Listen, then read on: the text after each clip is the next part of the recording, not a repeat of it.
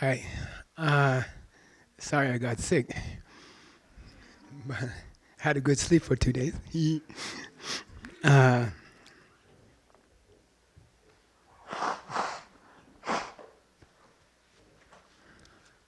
and thanks to Geshe Lothar for teaching. Geshe Lothar is the nephew of my root Tibetan lama, Khen Rinpoche Geshe Losang Tharchin.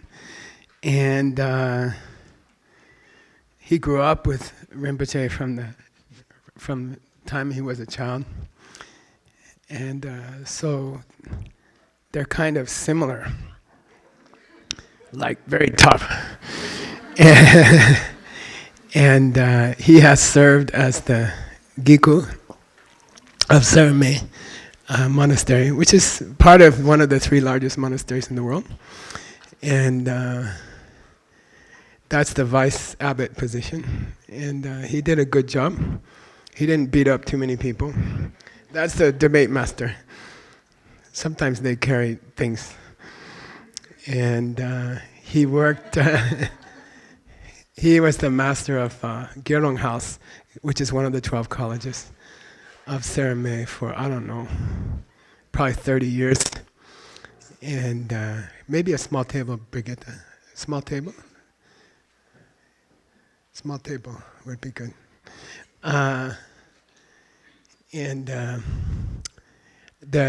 He brought up countless monks. He taught them how to tie their robes, which is not a small thing to teach somebody, because it's very complicated. And if you do it wrong, it falls down. And I don't know, I would say, 500 young monks he trained. And amazing lifetime. He served my teacher with his whole heart, his whole life.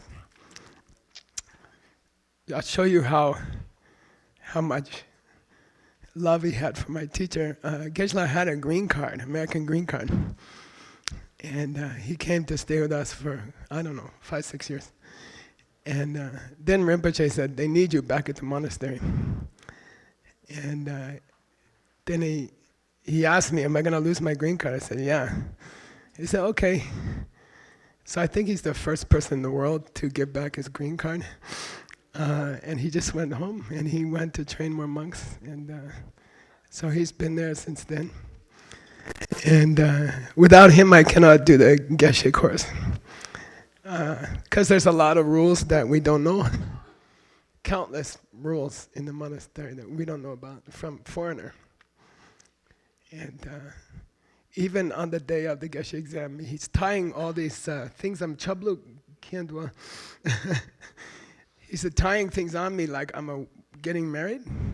And it's getting heavier and heavier. And then he ties this big bag on my waist, and it covers down to your knees here. I said, what's that? Chabluk. What's a chabluk? Water bag. I said, why do you have to wear it during your Geshe exam? He says, nobody knows. But you have to wear it. Then stuff like that I would never ever understand, So without him, I wouldn't be here. Okay, so you should thank him 1,000 times, yeah.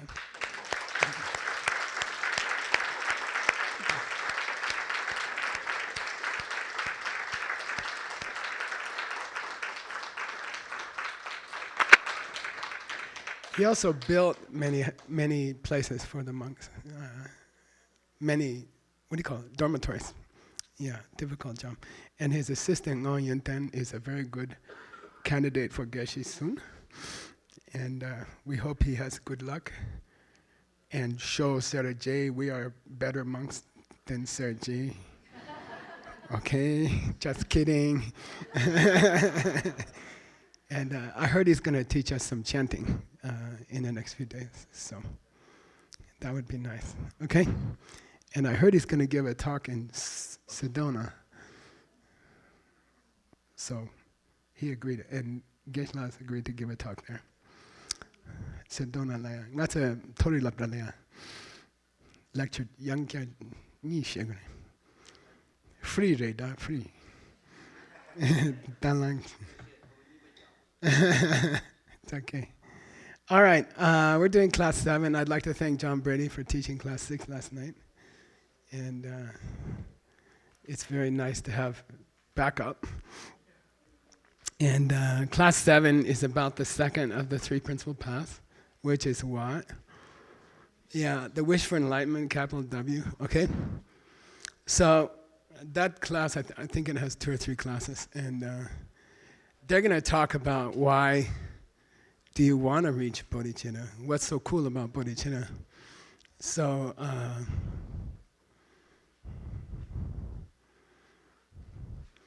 I'd like to first talk about an aria's experience of bodhicitta, okay? Someone who has seen emptiness directly. And so the way it happens is that the 5 paths, path of accumulation, path of preparation, path of seeing, path of habituation, path of no more learning. And then in the first path, basically are learning different versions of the pen, usually they say a good disaster in your life, okay? Like if your mother dies at your side or something like that. So then you get interested in helping all beings. You get interested in getting out of this life. And then the second path, Jorlam, path of preparation, you learn 4 kinds of emptiness, 2 that relate to things and 2 that relate to yourself.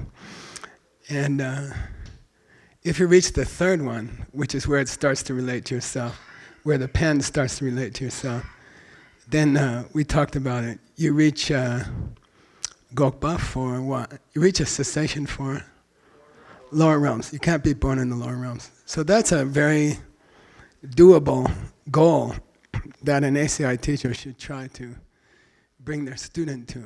And it may be the best thing that anyone ever did for them. So as an ACI teacher, you have a cool responsibility, you have a cool potential that you could protect someone for the rest of their lifetimes if you teach it well, if you teach the pen well. And I think that itself is a good reason to be an ACI teacher. And I hope you'll all do that. You can help countless people. And they'll all thank you later. They don't thank you when you're doing it 500 times, but later they'll thank you. Then in the last moments of Jorlam Chochong, which is called highest thing in the world, but it's the highest thing in the normal world, you might be making a tea for your teacher and looking at a pot on the stove. And there are many conditions you need, right? You have to be studying hard. You have to have a good teacher. You have to be serving poor people, old people, sick people. You have to be meditating an hour every day, okay? But if all of those are complete, then suddenly you realize that when you look at a pot on the stove, you're not seeing a pot on the stove. You're looking at maybe silver color and a circle and a black stick. And then a seed is opening in your mind. And when the seed opens, it covers the object and it makes it into a pot. And if the seed was a lower seed, like if I had an ant seed, then the same circle, the same color, it would be a mountain, right? Hot, burning mountain. So it depends on your seeds, right? And when you reach Jorlam Chocho, this highest thing in the world at the path of preparation, for the first time, you see a seed opening in your mind. And you have them opening, how many? 65 per second. But you don't see it, you can't see it. So you have to be meditating a lot. And your whole life since you were born, things are coming from you. 65 pictures a second coming from you. But it's so fast, you couldn't see it, okay? Then at that point, you see it for the first time. And it's kind of a fun moment in your life because you're like, yeah, Buddhism's right, you know, and everything they taught me is correct, and you feel kind of happy and amazed, and it changes your life forever. You never forget that moment, okay? Then maybe you go serve the tea to your teacher and go to the temple and meditate. And then in meditation, I would say within 2 hours after the seed opening experience, you will see emptiness directly, okay? And that's about 20 minutes, although you don't know how time is passing.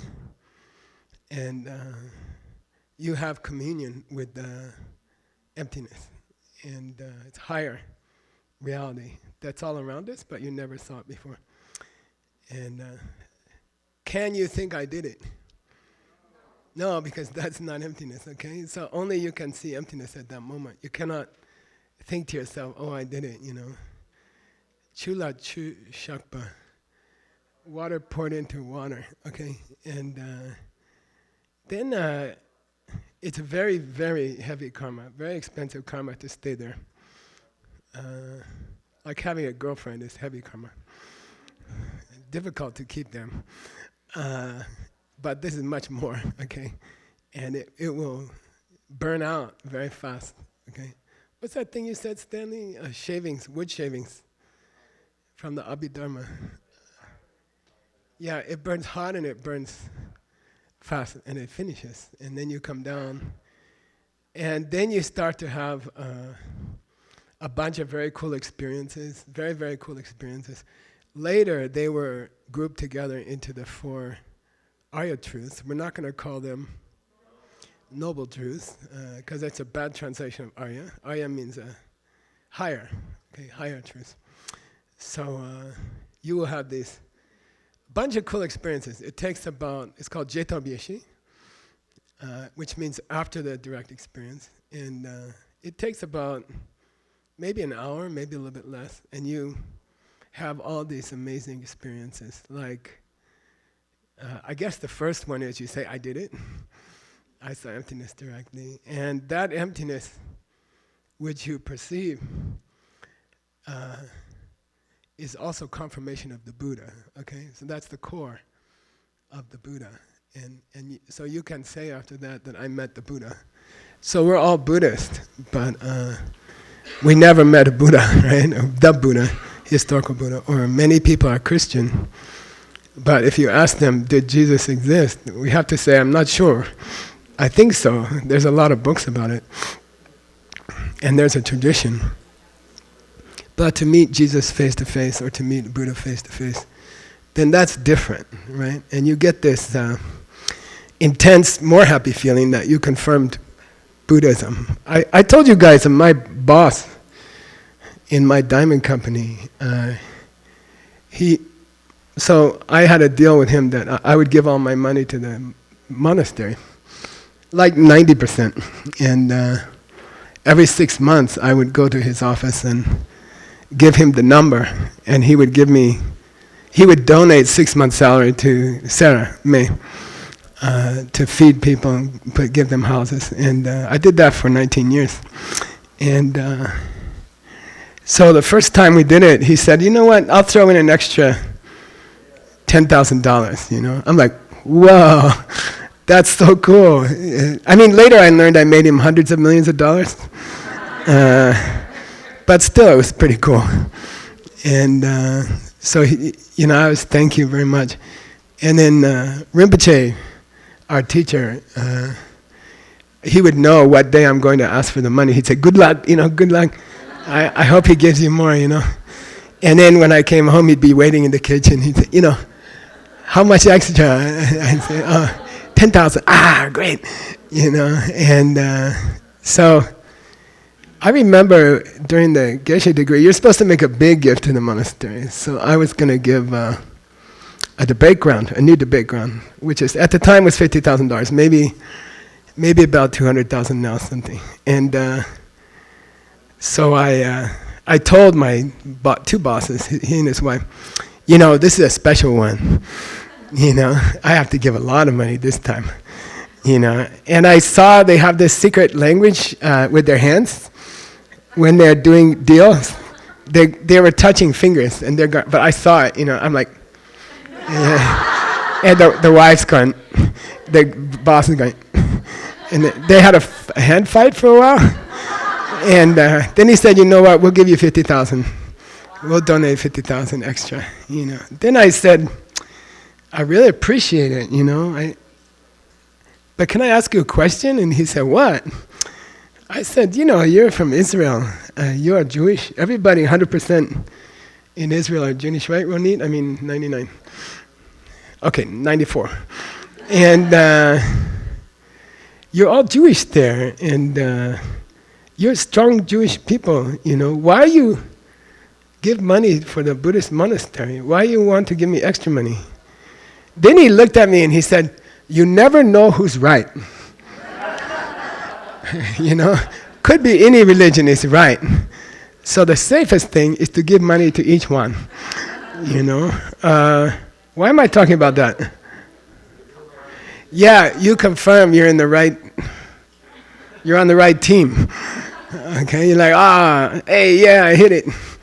There is a Buddha, and there is emptiness, and so there's a lot of cool experiences. You see your future Buddhahood about 500 years out, and it's defined by a number of lifetimes. It's called Sipalendu Bawa, which means 7 lifetimes. Later, I found it in the Abhidharma. You can check it. But within 7 lifetimes, you will be a Buddha, and you see your Buddhahood directly, which is very cool. And then you will take care of countless beings on this planet and many planets. And then there's a cool experience. You still have your eyes closed, but you're not seeing emptiness anymore. This is the 4 Aria truth time. And you see like the face of your mother. Comes up in your mind like, what do you call it? Like a film, on an old film, on a reel, comes up, and you see your mom, and you say, I love you, Mom, and I will take care of you. Then you see your dad comes up next, and you say, Dad, I love you, I'll take care of you. And your dad's like, okay. And then your brothers, and then all your friends. And then it starts to speed up like a, what's that, gambling machine? Slot machine, like that. It's spinning like that. And you start to see more and more people's faces. And then you start to see people you don't know. And you say, I love you, I will take care of you. I love you, I will take care of you. And then it speeds up even more. And you start to see, okay, I know you don't believe it, but anyway, you heard it. Birds, animals, fish, one by one. Each one in this world, one by one coming, and it should take a long time, right?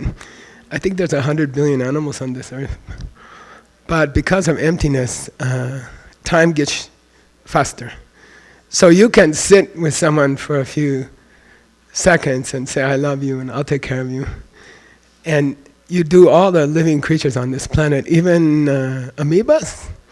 I don't know if it's stomach amoebas. I think we should leave them out. But you see all those creatures. And then the weird thing, you start seeing people on other planets. And one by one, and you do the same thing. And then it goes to another planet. And you finish uncountable planets, okay? Each person, and each fish, and each animal. And then you come down and it's only 10 minutes later or something, and you're like, wow. And I always tell people, I think after that happens to you, how can you have a bad day? Like you're throwing up all day, but you can't have a totally bad day, because it's so cool to know what your future is and to know what you have to do, okay? And that is the experience of bodhichitta by an aria, okay? By someone who just saw emptiness, okay? And it's called Trijang Semkye. Say Trijang Semkye, okay? Highest Mahayana experience of bodhichitta. And after that, your whole life changes. And there's, in the reading I gave you, there's 9 different cool things that happen. And I thought I would give you 22 more. Those come from Maitreya, from the Abhisamalankara, okay? Muntonken. They are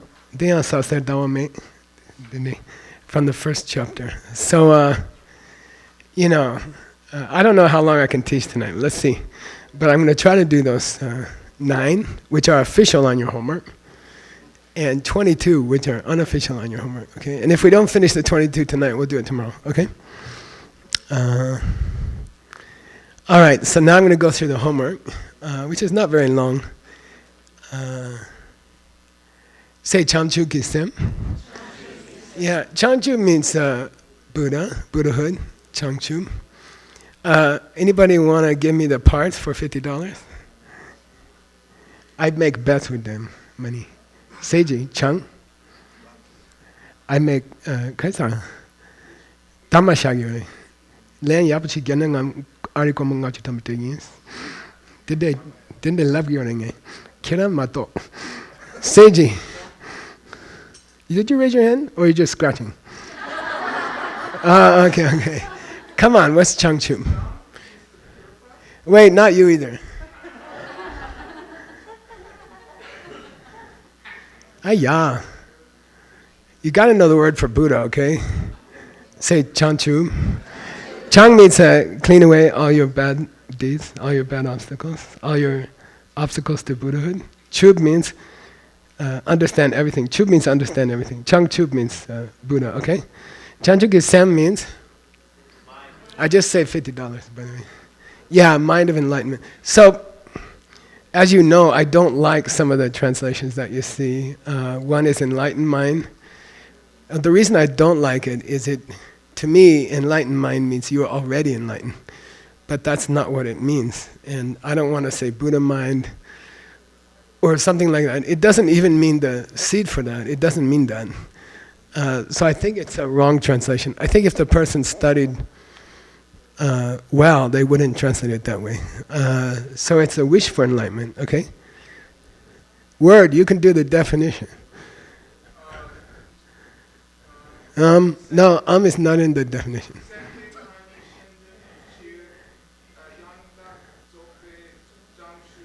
Nice. Definition by Maitreya. Yeah, Semkimani, what is bodhicitta? Shendinchir, for the sake of all other beings. Yanda Zope Chanjudu, I wish to reach total enlightenment. Okay? It doesn't mean you're enlightened already, and it doesn't mean some kind of part of you which is already Buddha. It doesn't mean that, okay? So I don't like to call it enlightenment mind. I like to call it wish for enlightenment. And I like to put a capital W, because I think it's cool. I didn't have time to fix the homework yet, I'm sorry. Okay. So that's your first question. Those of you who want to do the Tibetan, there's 2 words, Chanchu Kisem. What is the Sanskrit? Yeah, bodhichitta. So bodhi does mean enlightenment, and chitta does mean the mind. Paruski gavari chittayo, yachitayo, yaschitayo, chitat. There are many words in Russian still have this root to read or to calculate, and it's still chitta. Russian is much closer to Sanskrit than other languages. Must mean Russians are smarter, I think. Okay, there's another word which is a common word for bodhicitta called semke. Say semke. This is chit utpada, chitta utpada. It means to grow the mind or to grow the wish to save all beings. Okay, so there are synonyms. You can call it either one. Okay, I thought you would like to know some other divisions of bodhicitta that are not in the reading and they're not in the homework. Okay. But if you go to the monastery and they talk about them, you'll get confused. Okay, so I thought I'll just cover them for you. They're not on your homework, so you don't have to learn them or write them down. Ready? How about Buram? Say Buram, Ki, Shumba, Tabu, Semke. Buram Ki, Shumba, tabu semke. So, Buddha means sugarcane, and there's two kinds of sugarcane bodhicitta. Okay, there's two versions of sugarcane bodhicitta, and that's like a preliminary bodhicitta. Okay, before you reach the first path, even.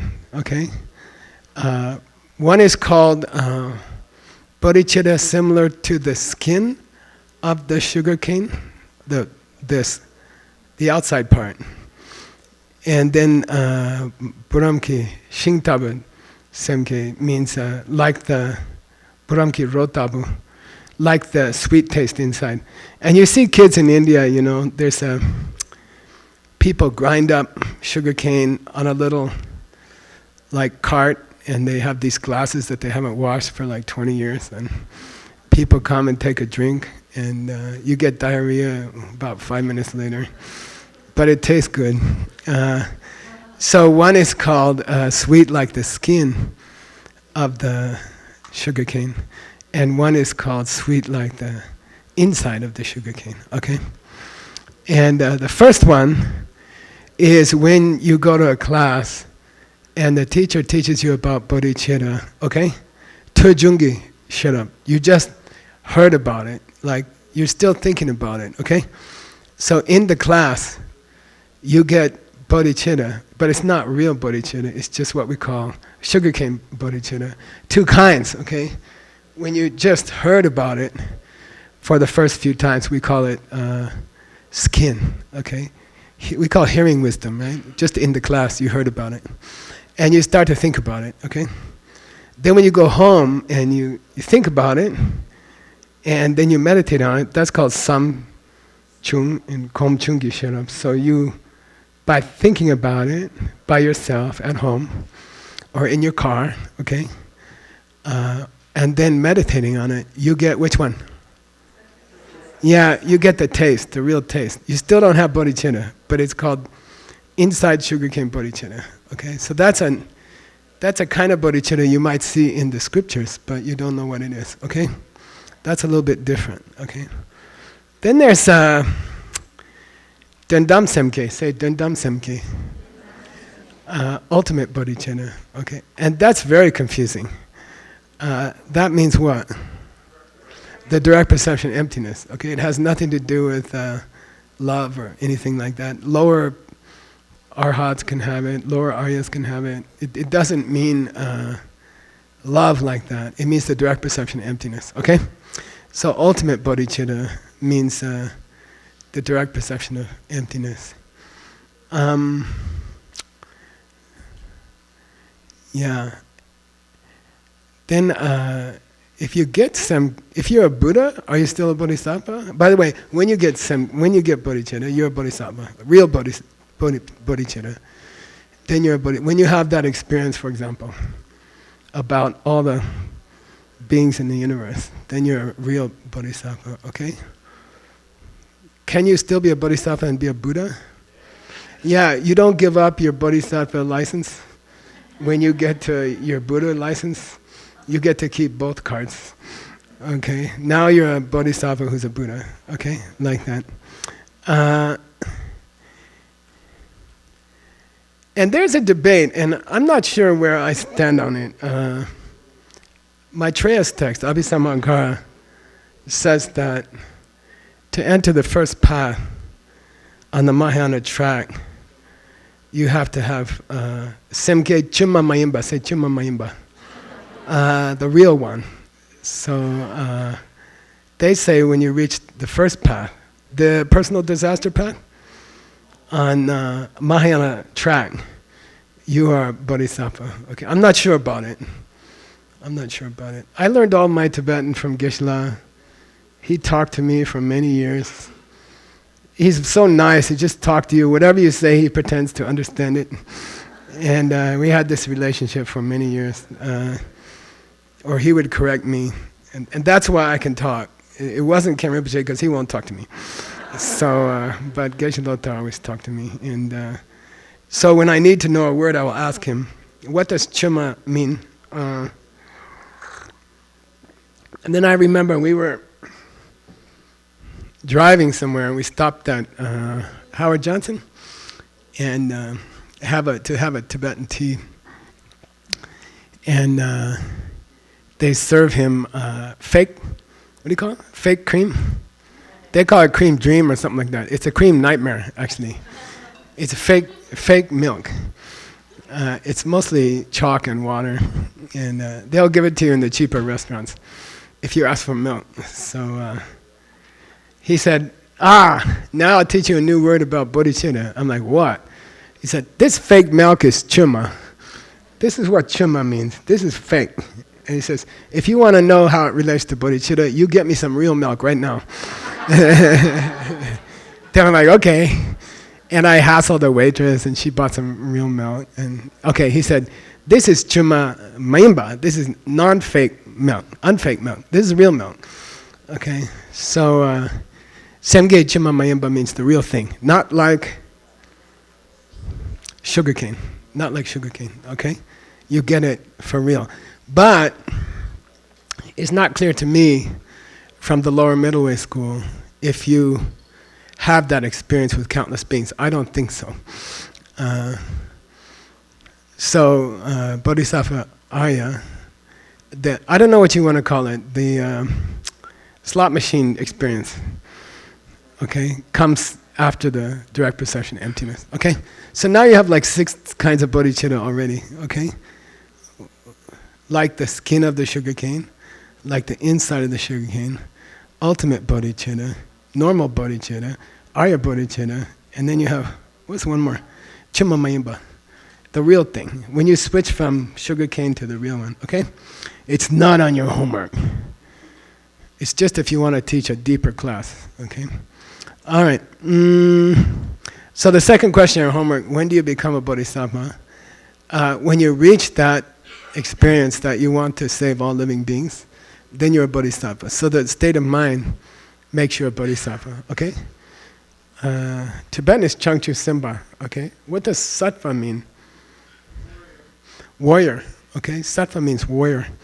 Sempa, spelled D-P-A apostrophe, right word? Not P-A. Means you're a warrior, okay? So it's called a Buddha warrior. You're not a Buddha yet, but bodhisattva means a Buddha warrior, okay? Question number 3 on your homework. Has every bodhisattva seen emptiness directly? No. Okay. Could be on the first 2 paths of the Mahayana track, and they didn't see bodhicitta emptiness directly. Okay? Okay. But if you do get bodhicitta, chuma mayimba, the real one, you entered Tsoglam for Mahayana. You entered the first path. In the Heart Sutra? Yeah, gate. It's the first gate. You entered the first path. You saw, you have that experience. You're a bodhisattva. Okay? Gate. Okay, first gate, right? What's the second gate? Yeah, path of preparation. Paragate. Path of sin. Parasangate. Path of habituation. And then bodhisoha. Enlightenment. Path of no more learning. Okay, good. So then I have a list of benefits of getting to bodhicitta that comes from your reading, okay? There's 9 benefits in your reading. You only have to get 6 of them on the homework, so it's ridiculously easy, okay? So here we go, okay? You can put any one that you like, but you have to do 6. Then I'm going to give you 22 more for fun. Okay, because it's a short homework, okay? We'll do 22 more from Maitreya. Okay, all right. Gewa Namking. By the way, the homework here has a lot of mistakes in the Tibetan. So we got to fix it sometime, okay? The homework master has a lot of, particularly this last question. Okay, Gewa Namking Gyu. Every good thing you ever do becomes a direct cause for Buddhahood, okay? It cannot go to other places, okay? You don't get youtiaos or donuts or, okay? I guess you might get some but they're all aimed at Buddhahood. All the good deeds you do go into the bank to create your Buddhahood. Okay, once you have bodhicitta. Okay, because of that experience you had. Okay, you can't, unless you're having a really bad day, like you're throwing up all day. You can't forget what you're trying to do, right? You can't. You can never forget. So everything has the intention of becoming a Buddha, okay? So you can't do a good deed as a bodhisattva without it becoming a cause for enlightenment directly, okay? You have to say directly why. I mean, blowing your nose can be an indirect cause of enlightenment, right? Okay, we have to say direct cause. All right. Number 2. Sami chakcha rupa. Arhat. Rupa. What does it mean, word? Yeah, to be worthy, okay, of the prostration of every being on this planet, okay? If you have bodhicitta in your mind, if you want to save all beings, if that's your life's intention, then actually every time anyone meets you, they should bow down to you. Okay, now they don't know who you are usually, so don't get worried if they don't bow down to you. Also, I'd say something about bodhisattvas. They don't advertise that they are bodhisattvas. They don't advertise that they're aryas. They don't put a tattoo here that says, bow down to me, you know. They keep it a little bit quiet. That's a tradition. Nobody wrote that down. It's just a tradition. When you have that experience of emptiness, and when you have that experience of seeing all beings and wanting to help them, you don't advertise it. You don't go running to your friends and say, oh, I just saw emptiness there. There's something about it. And I think what it is when we study anger tomorrow morning, hopefully, we'll be talking about the yul of anger. Who are you angry at? Okay?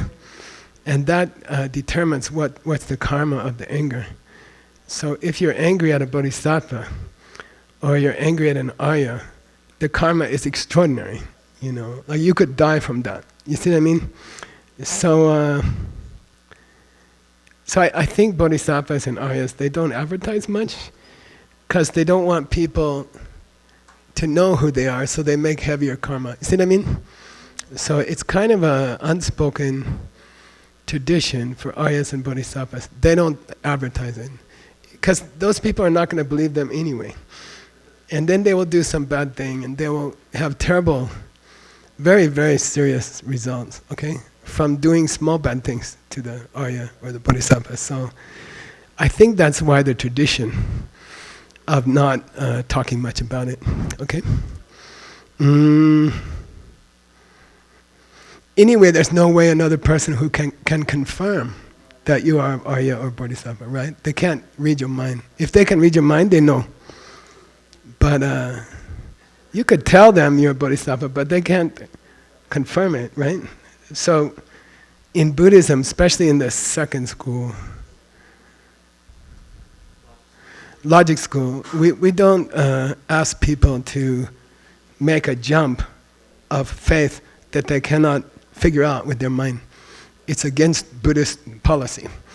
You see, if they don't have the equipment to confirm that you're a bodhisattva and arya, then it's a bad deed to tell them you are, and they can't check, they can't confirm, you see. So Buddhist logic is very beautiful, and if you fight with your wife, it's good to know Buddhist logic. You never use a statement that the other person doesn't already accept. It's not legal in Buddhist logic. So if you've never been to the restaurant in Bui, and I say, it's a good restaurant because you know you've been there, then you have to say, no, I haven't been there. See, for that person, it's not a good reason, you see? So if you give someone a reason which is not good for them, in Buddhist logic, it's not logic. It's just wrong, and it's your fault. interesting? You see, there's no truth outside. The truth is, what does the other person already understand? And then you can use logic. Oh, you forgot, we went there a year ago, it was good food, we should go again. That's good logic, okay? They can confirm it, okay? So with a bodhisattva and aria, a normal person cannot confirm it, okay? So it's kind of not fair to tell them, look, I'm a bodhisattva, you should treat me like a bodhisattva. Never yell at me, or you will go to the lowest hell, you know? So obviously that could be abused also. Okay. Say Nyenrang, Silky Numba. And here the homework key has an error, okay? Silky Numba, Rinpoche taught me a nice example. I think I told you before. We were watching TV, and of course, Geshe and me weren't allowed to watch the TV. We have to sneak into his room. And he was watching a news show, and they had the Queen of England in a row of women. And Rinpoche said, can you guess which one is the queen? And it's like 5 old ladies, you know, but one of them has this. And he said, that's a silky number that I've been trying to teach you in the Abhisamankara. That, she outshines them. She outshines them. You don't have to know which one is the queen. You can tell. She has some kind of a, what do you call it, glamour? In old Irish sense. She has some glow about her. That's called silky number. So the next quality, which is the third one, is that once you get bodhicitta, you outshine those other Buddhist practitioners. Maybe they saw emptiness, and maybe they even reached arhat, but they don't have this wish to help all living beings, okay? So you outshine them. If they put you up in the TV next to them, you will look more cool, something, okay? Silky number, all right?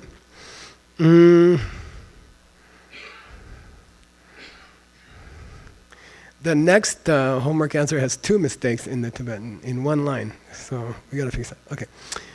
Gewa chungse tek chengi che. It means every little thing you do becomes Mahayana. Everything you do becomes Mahayana. You drink some tea, you know, you wash dishes, you vacuum the floor in the temple. It becomes Mahayana, it becomes Bodhisattva's activity. Okay? So everything you do becomes Mahayana. Okay? You are Mahayana. You are the Mahayana. Okay? Got it? What number was that? Yeah, good. Even bad deeds, now that's a hard question. I would say Mahayana bad deed. More bad karma. I got out of that one. Okay.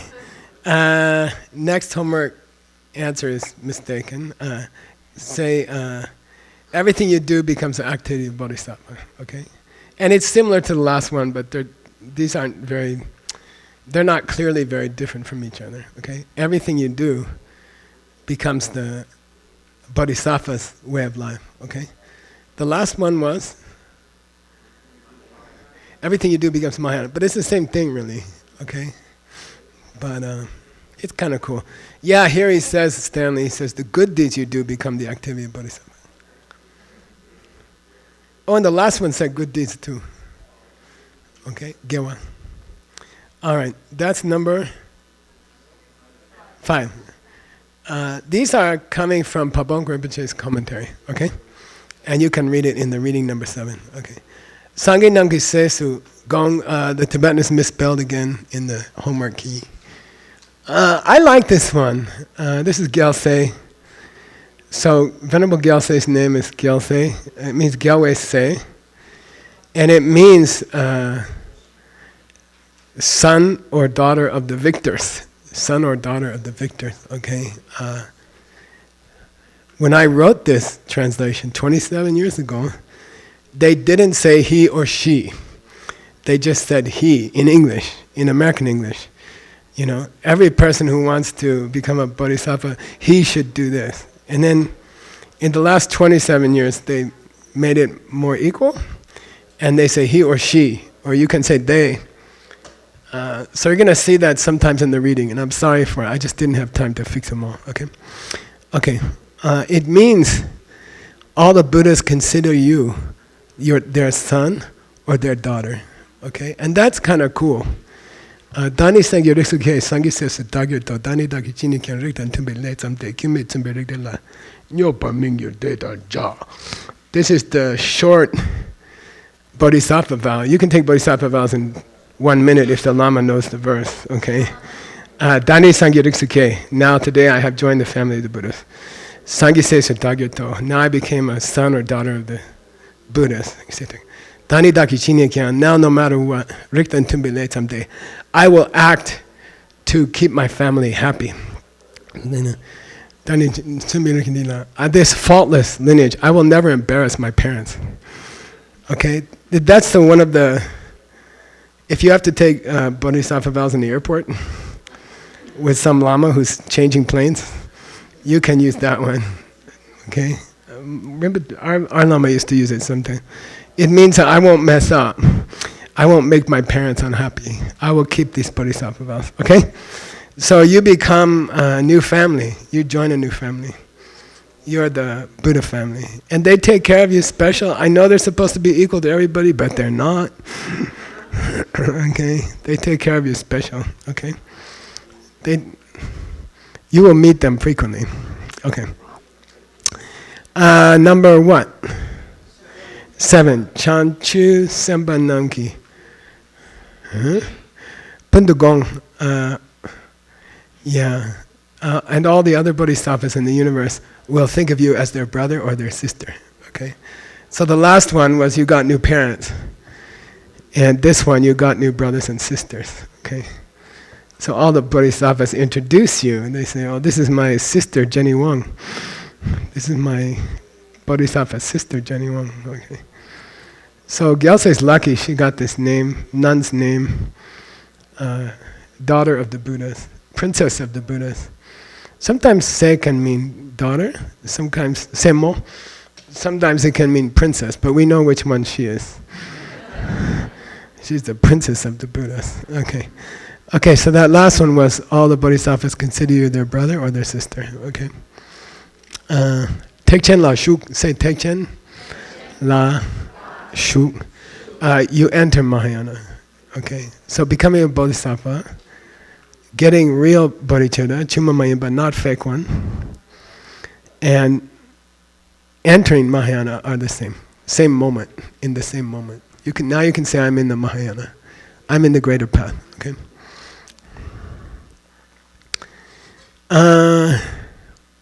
Why greater path? Because yana can also mean what? I like to call it vehicle capacity. Like, can your car carry 12 people or will it break? You see, so Mahayana means big capacity. Okay? Big, strong enough to carry lots of people. How many people? Countless. Okay, countless. Billions and billions. Okay. What number? 9. Last one, right? On this list. Say Sechigla Sangye. You have the capacity to become a Buddha in one lifetime. If you practice Tantra, Vajrayana, then because you're a bodhisattva, you can reach Buddhahood in one lifetime. Okay? Kumar? Okay. That's the whole homework. I don't feel too well, but I'd like to go another half hour. Okay? And I'd like to read you the 22 from Maitreya, which are very cool. Okay? So I'm making a new rule on this homework. You're going to get 31, and you only have to write 6. If you can't remember 6, you have a problem. Okay? You ready? Yenten di den chogurbe. Deyan saser. Come on. Deyan saser dawame. You want to do? Just the shloka. He's going to give you the monastery pronunciation. Did you read? I don't think it's here. It's in there. Oh, here.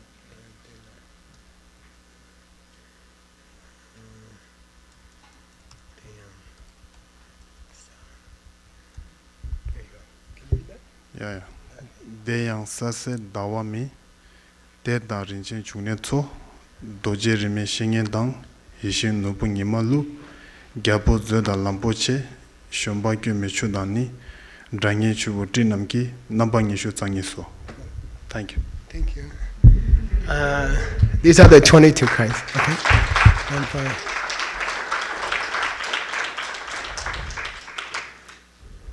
And I have the Sanskrit for you just for fun. Okay. And I think it's good to know a little bit of Sanskrit.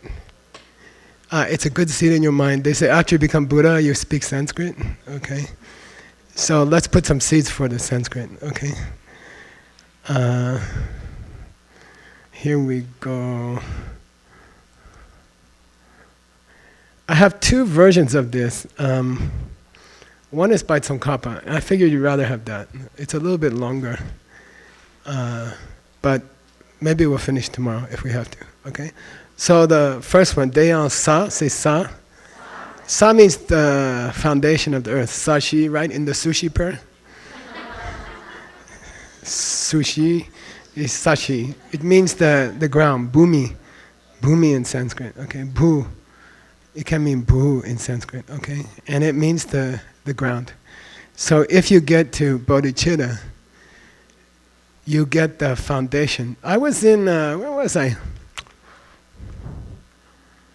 I don't remember, Zhengzhou maybe. But for 2 years they're building a skyscraper next to the hotel. And they're working on the foundation. And it's amazing to watch. They have to dig very, very deep. And they have to put the cement very, very deep. And it took like 2 years to finish the foundation. Then the rest is easy, right? But if the foundation of a high building is not strong, the high building will fall down. Okay, so they spend a lot of time on the foundation. So you can say foundation, okay? It's a foundation. For what?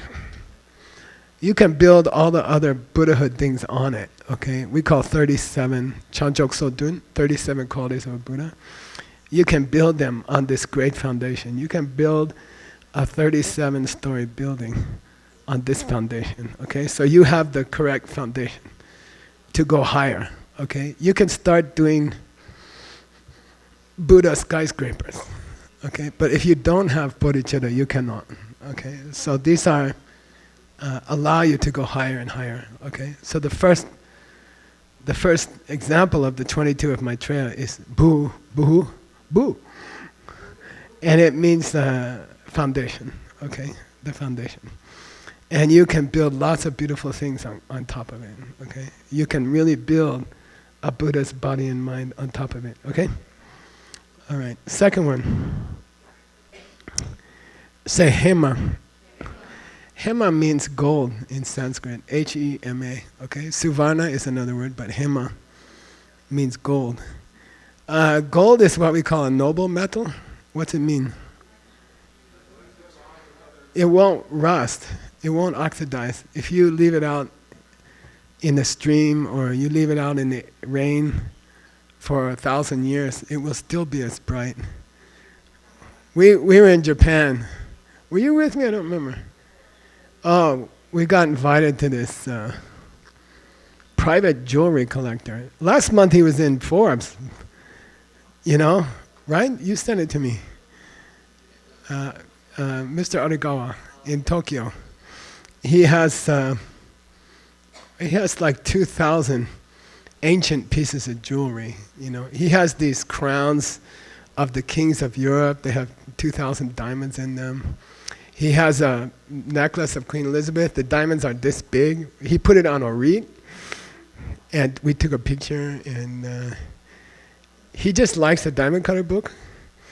And he says, we are brothers. And so he spent 4 hours with us, and he showed us all these things. And then on me, he said, come here. And he gave me a crown, Roman crown, 2,000 years old.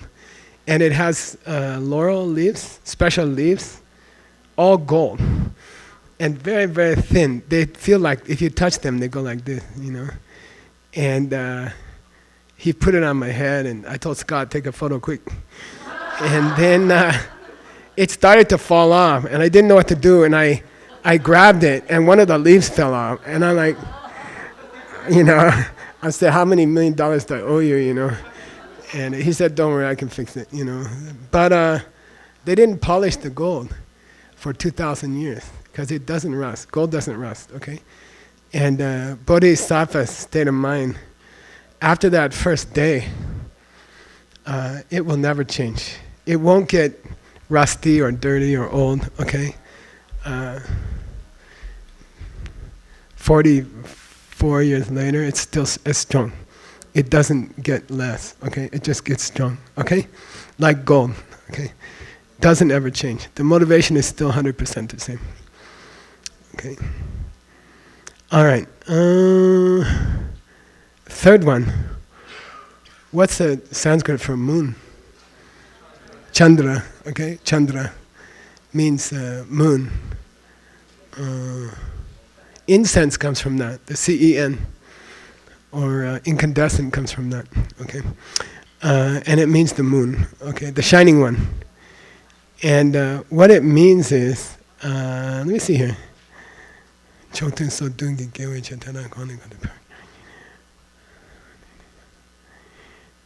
Yeah, so moonlight is supposed to be different from sunlight in Buddhism, and certain kinds of flowers. Like we have one here, it's called, what is that? Datura, yeah. It's a white flower, it only opens in moonlight. You can see it here. It's also called loco weed. Loco means crazy. And if you eat it, you have a hallucination. So some people eat it on purpose. Some people die. So don't do it, okay? But sometimes cattle will eat it and they will die. So it's a beautiful white flower. The flower doesn't hurt you. I tried to take one from Diamond Mountain to my house. It wouldn't grow. I don't know why. But anyway, here's Tsongkapa. Samba samba hlape hlape samba dandemani. Dawat sepa. Dawat sepa means rising moon. What do you call it? Waxing moon. The waxing moon in Diamond Mountain ends tonight. It's been growing for 14 days, and it stops getting bigger tonight. Tomorrow will be full moon, and then it starts to shrink, okay? So this moon means waxing moon. Gewe chu dagni, tada kone kondu power gipanikite. Then your good deeds, your good qualities, just keep getting more and more sweet, more and more big, okay? And that's like the moon. Growing moon, okay, and that's the third one. So if you have bodhicitta, then I don't know, even your physical qualities, even your mental capacity, it grows every day, and your good deeds grow every day. You do more and more cool things, okay, like the moon, like the waxing moon. Okay, fourth one is difficult. Let me get it right. Say Jvalana. Jvalana. J-V-A-L-A-N-A. Jvalana. It means a fire. Agon? Agon? Agonia. Agonia. Okay. That, by the way, comes from Agni, Sanskrit. So anyway, fire. So what's the fire? It burns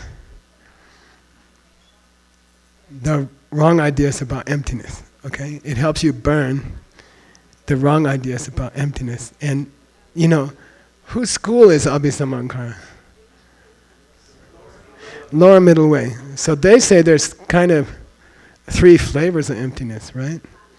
3 flavors of emptiness. I don't think I gave those to you in the 7. But, for example, you might say that someone in an Abhidharma track, they will perceive emptiness as nothing is unchanging. Nothing is unchanging. Don't get upset if your husband fights with you because it won't last forever. That's a kind of a lower emptiness, okay? Does it help to burn your bad deeds? Yeah. You won't yell back, right? Or you'll try to stay calm. It's a lower emptiness. It's not real emptiness, but it will burn your negative emotions, okay? Second one, we can say second school. Emptiness. Huh? Yeah, so the first one is called Mitapetong, by the way. I say Takpetong. Empty of being unchanging. Second one, yeah, I don't have control. Okay, I don't have control. Rangwang ki tongwa. Okay, Rangwang ki tongwa. I don't have control over this husband. I can negotiate, I can talk reasonably, I can blackmail, no dinner tonight. Later on I could blackmail something more serious. But it might not work, okay? What might not work? Lower school definition, okay? Lower school definition might work, might not work. Lower school emptiness, okay? And then the highest emptiness, this husband coming from my seeds. If I want him to be nice to me, the only thing I can do is be nice to my kids, stop yelling at my kids. Then I will make sweet seeds. If I speak kindly to my kids, then I will plant seeds and my husband will speak kindly to me. Does it work sometimes or all the time?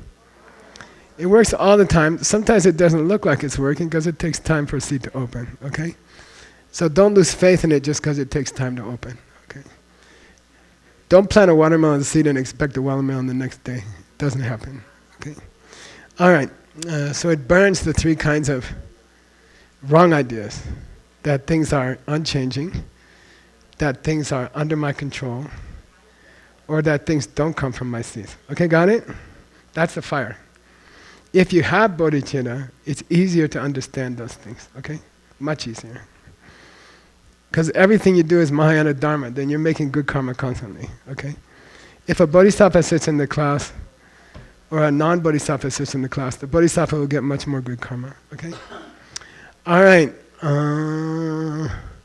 number 5 is called Nidhi, say Nidhi. And we'll go another half hour, okay? I'm going to stop half an hour early, don't get upset. Nidhi means treasure, like, I don't know how you say, like gold mine. You can say gold mine. So Nidhi means treasure in that sense. If you dig under the ground, you will find this big bunch of gold, okay? And that refers to the bodhisattva's capacity to do the first perfection. Yeah, they're giving, they're much more into giving, okay? They're much more enjoy giving, and they're never stingy, they just give, okay? They get something and they give it. I have a diamond dealer friend, he's a Jain, a very, very nice man. And he donates money every day to something. And I said, you know what, don't you ever run out of money? He said, no, you gotta keep it moving, man, you gotta keep it moving. And he's not Buddhist, but he's got this understanding, you know, keep it moving. When you hold on to money, it stops making money, you know. And when you give it to other people, it keeps making money, okay? So bodhisattvas are like that. They keep giving and giving and giving. Like a gold mine. Okay, you can keep digging and there's more gold. Okay. Okay. There's a little bit of self-interest there. Who wants to explain it? Yeah. For a bodhisattva, giving away things is not so cool in one way because they clearly know they're going to get more. So it's almost selfish. You see, they keep giving students $100 to answer questions. Okay? In the monastery, you don't answer the question, you get a rosary on the head. Yunten can tell you. Okay, but so Bodhisattva is kind of tricking everybody. Oh, here, take my money. Oh, you're so nice to give me money. Yeah, I'm so nice. But actually I'm making more money, okay? All right? Nidhi. The giving of a bodhisattva is like an endless gold mine. Okay. Number 6 out of 22. By the way, maybe I'll try to find it for you tomorrow. A very cool Chinese businessman, Dr. Wu, who paid for your Tsongkapa cafeteria, and you should thank him if you ever meet him.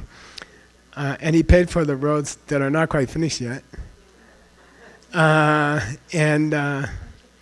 He asked me one day to come to his apartment in Beijing and teach him these 22. And we did. I think, were you there shopping? Or you both were there? I don't remember. And he had a tanka of the 22. And I think I made a copy of it. So I'll show you, okay? It's cool to try to figure out where's the 22 in the tanka. I think so. Okay. 6 is your second perfection gets cranked up. Huh? Yeah, morality, ethical way of life. In America, when you say morality, it seems a little bit too Christian, like very tough Christians, you know, if you don't follow their ideas about morality, you're a bad person. So I try to call it ethical life, you know, ethical life, ethics. Same meaning. But anyway, your ethical life, your morality gets very, very strong. Bodhisattvas are more, they follow the Hinayana morality better than the Hinayana. That's a big advertisement that was written by the Bodhisattvas.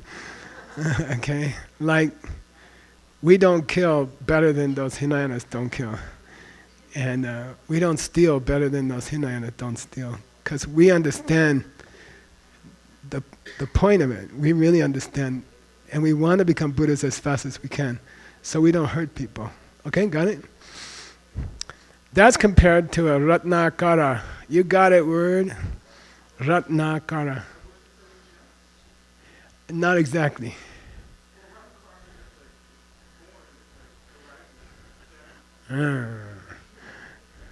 It's one of the 5 Dhyani Buddhas, right? What color? Yellow. It means source of jewels, right? Akara means source. Ratna means jewels, okay? So, Ratnakara means you are like a source of jewels, okay? You are like a source of jewels. Because you understand that keeping your morality is like where you get all the precious things from that, okay? And just normal morality, okay? Also means bodhisattva morality and also tantric morality, if you have it, okay? Number 7 relates to the next perfection?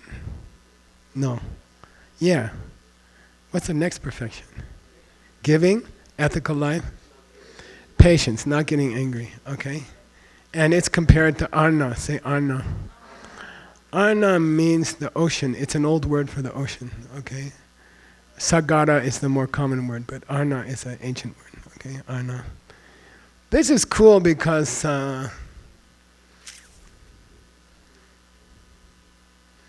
if the same wind blows on a lake and then blows on an ocean, the lake will get choppy, but the ocean will stay glassy. Okay, so bodhisattvas are so advanced, they don't get angry easily. Okay, even if this person wasn't coming from me, they're the person I'm trying to save. They're the person I'm trying to help. So I can't get angry at them. Parents don't really get angry at their children. They pretend to be angry. But as I said, it's difficult to find a parent who divorced their kids. They divorce each other, but nobody divorces their kids. Very rare, okay? So, arna in Sanskrit means ocean. So bodhisattva's mind is like an ocean, and a small wind cannot upset the bodhisattva's mind. They never get really angry. They get sort of angry, okay? But they never get totally angry. They can't. Because these are my kids. These are the ones I saw in my vision. These are the ones I promised to take care of, okay? So they never get totally angry. They can get a little bit angry. Okay. Number 8, right? Let's try to do half, okay? Say Vajra.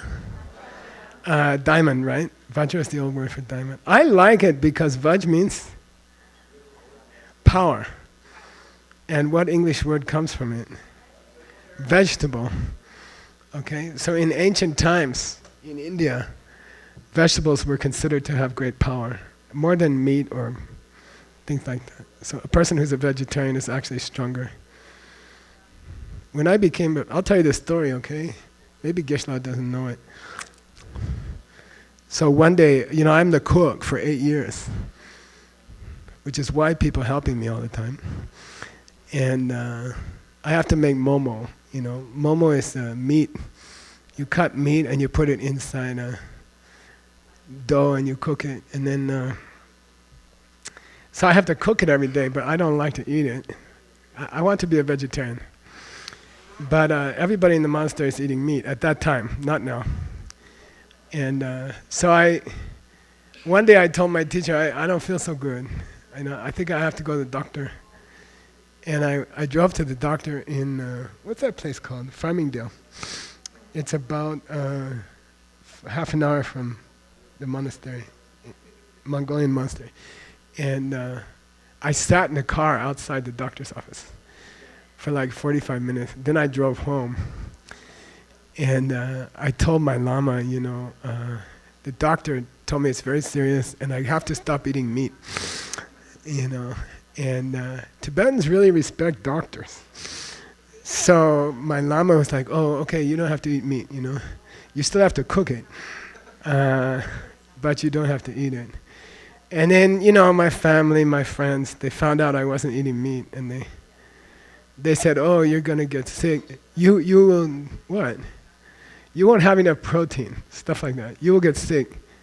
You'll get weak, And that was 34 years ago. And I'm 66, still doing yoga with all you 30s and 40s. Okay? I think I'm the strongest one left from my generation, except today. But all my friends who told me don't stop eating meat, they're all dead. They all had heart attacks. They all had cancer. I believe that eating meat creates those seeds. I think the bad karma creates cholesterol. And I think you're more likely to die. So I can honestly say about half of those friends are dead who told me don't stop eating meat, okay? What are we talking about? Oh, Vajra. Okay, there's a reason why it means vegetable, okay? All right, so number 8 relates to the perfection of the next perfection. Joyful effort. So bodhisattva is much more capable of practicing fun than someone who's not a bodhisattva. Even if they're feeling sick, they can still make jokes and stuff. Okay, so it's called effort, but really it means fun effort. You have fun doing Buddhism. It's fun for you, And if someone says you want to see a movie or you want to go visit this sick person, you say, oh man, I want the high quality entertainment at the hospital. You see, so then you have fun doing things. People think you're crazy because maybe you're studying all the time or translating. You're like, don't you want to have some fun? I said, no, I am having fun. You're not having fun. Okay, so that's Vajra. What it means is, oftentimes, the word diamond in Tibetan or in Buddhist scripture is called michepa. Cannot be split.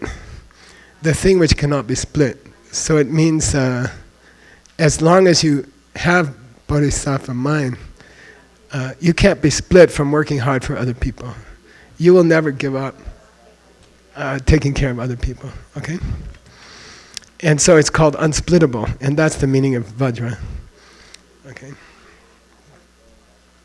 Number 9. We'll do 2 more. Okay, we'll do 11. What do you guess is next?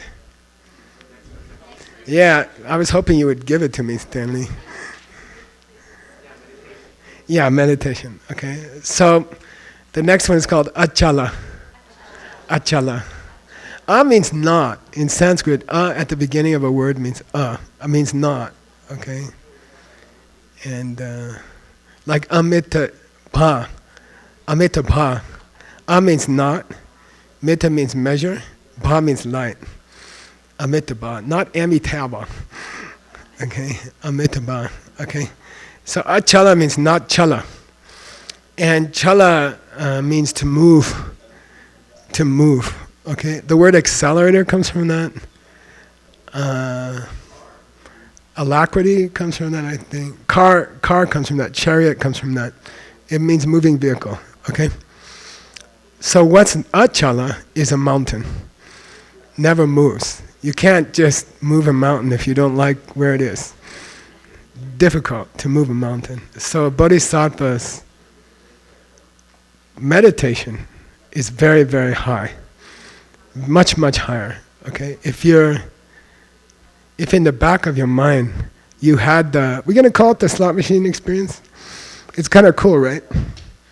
If you had the slot machine experience, then your meditation is completely different. Okay, it's very, very high, very deep. Okay, your focus is 10 times deeper, 100 times, 1,000 times. Okay.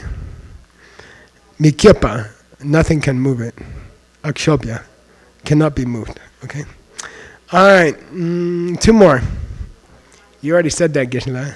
Yeah. Dharma ni tope Tharchin. Mr. Word. Dharma ni tope Tharchin.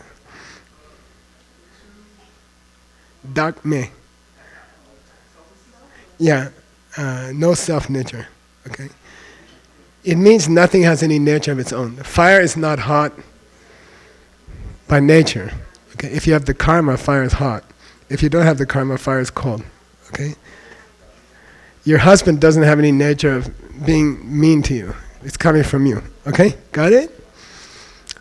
There's nothing in. Nice. I like self-existent doesn't pass the waiter test. What's the waiter test, Xiaoping?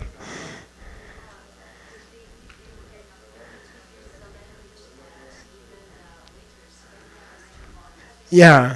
In our translation team in Sedona, when we want to use a word in a translation, somebody goes next door to the Mexican restaurant and they say it to them. And they say, do you understand what this word means? And they're like, I have no idea. So if you say, no self-nature, they're like, I don't know.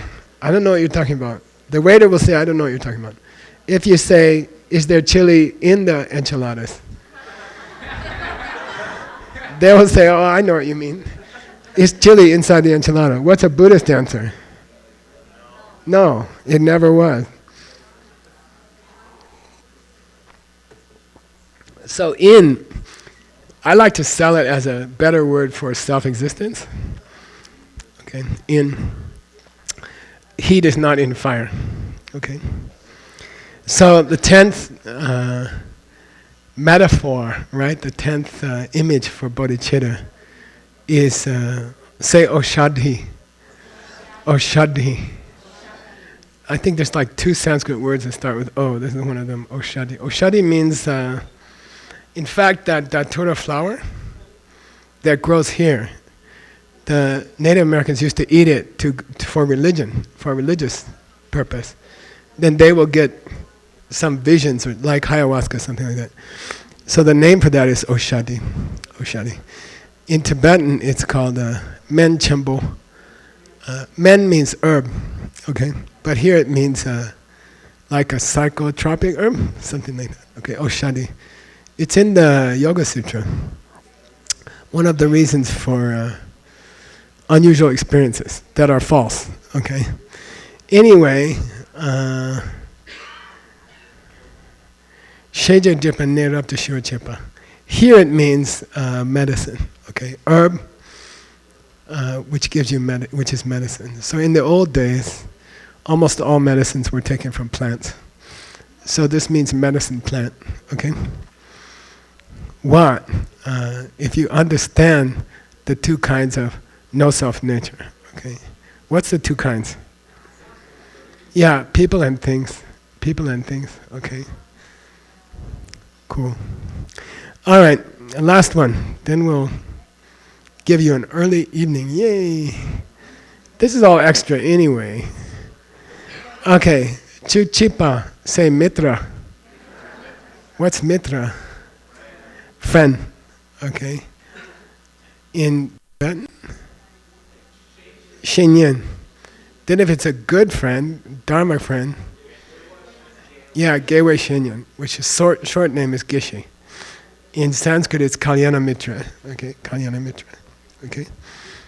So there are some extra perfections that are not in the six, and so Tsongkapa starts throwing them in here. And it means to help people in an unexpected way.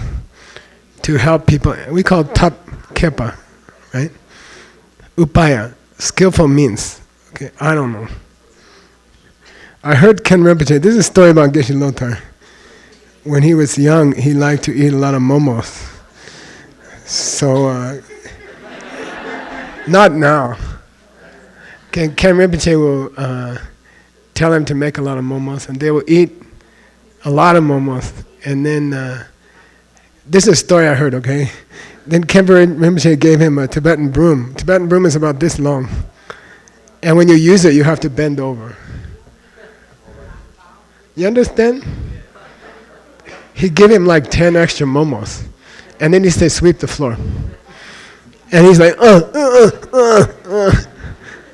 When your belly is really full, it's difficult to bend over. Okay, so that was a joke Khen Rinpoche used to play on Geshe Lothar.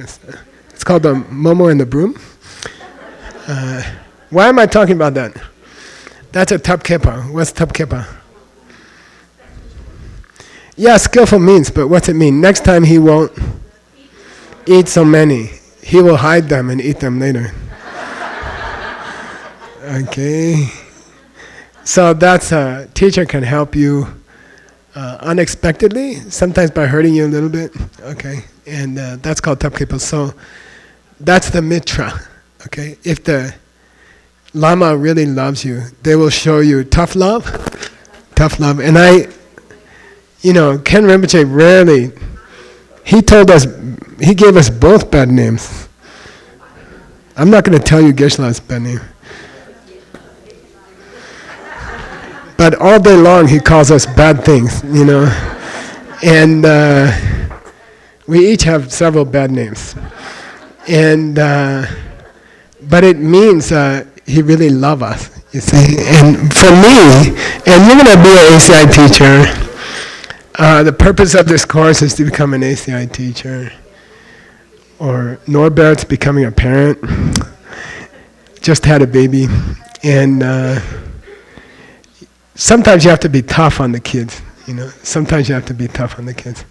Like if they're going to run across the street, you should hit them so they don't die, So that's called tough love. And our Lama was very good at tough love. He always give us tough love. And, I don't think he ever told me I did something right. But it keeps me from getting pride, So number 11, bodhisattva. This person who loves all living beings, they do better tough love than other people do. They are better at being tough on the student when the student needs it. And if you're not tough on the student, they will do something bad. They will hurt themselves. So it's called tough love. Okay, so when I'm tough to you, it's just tough love. Okay, all right. Those are the first 11, okay? And we'll finish the rest tomorrow. Okay, tomorrow evening. Class 8. We didn't finish the 22, did I? Oh man, we can't do all this stuff. Let me go find the 22 for you.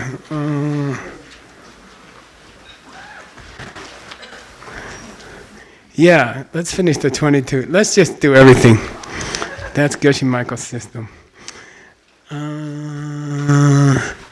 we finished, this is like way back in class, I don't know, 7 is it? It was the cool things about bodhicitta. There were 9 in Pabongka. I told you on the homework I would ask for 6. And then I added 22 more. If you can't get 6 out of 31, then you have a problem, okay? So these are very, very famous, very, very beautiful descriptions of bodhicitta, 22 characteristics of bodhicitta. And they are comparing bodhicitta to different objects in the world, like the sun, or gold, or things like that. So we just finished number 11. Who can tell me what it was? Huh? Mitra, yeah. I think, yeah, good. I think it's a good chance to learn 22 Sanskrit words. These are very common words. If you want, I can give you the verse in the Sanskrit. And if you're a yoga teacher or something, these are nice to know. And it's a nice teaching to learn. You just learn those 22 words in Sanskrit, and then you're kind of prepared to teach before a yoga class or something. You can share a few of them, you know. It's kind of a extra tool in your ACI teacher toolbox, okay? So we finished friend, mitra, which means, a spiritual friend, kalyana mitra, okay, who uses unusual means to teach people. Like, I don't know, maybe they play rock and roll or stuff like that, okay. We had a good time in Taiwan. We played rock and roll. You got that video yet? Can we show it? No. Maybe tonight. There's a nice video of Stanley doing Mayday. Okay. I mean, the bass player is the best thing. But the singer's okay. Okay. Number 12 of the 22 images for bodhicitta. Say Chintamani. Who can tell me? Yeah, wish-fulfilling jewel. So in the Middle East, they have Aladdin, right? Aladdin's lamp, and he rubs it, and a guy comes out and says, anything you want. There's a really good dirty joke about that I learned in high school. So if the boys want to ask me later, I won't tell the girls. Okay. Ask me later. I can't do it on a video. Just secret boys meeting. Okay. It's really funny, but okay, even so many years later. All right. It means a bodhisattva, a person who has bodhicitta. They're especially good at prayers, okay? Prayers. So what does it mean, prayers? It means their vision for the future, okay? I want to be a wish-giving jewel. So this jewel, you find it in the wash out here. You find a small jewel. Then there's a whole ritual. You have to clean it with special saffron water. You have to put it on top of a religious flag. You have to do special prayers to it on a special day. And then the jewel will give you anything you want. So these prayers or these intentions of a bodhisattva are like a wish-giving jewel. Okay, they have ideas in mind of how they would like to see the world to be. They have a big vision.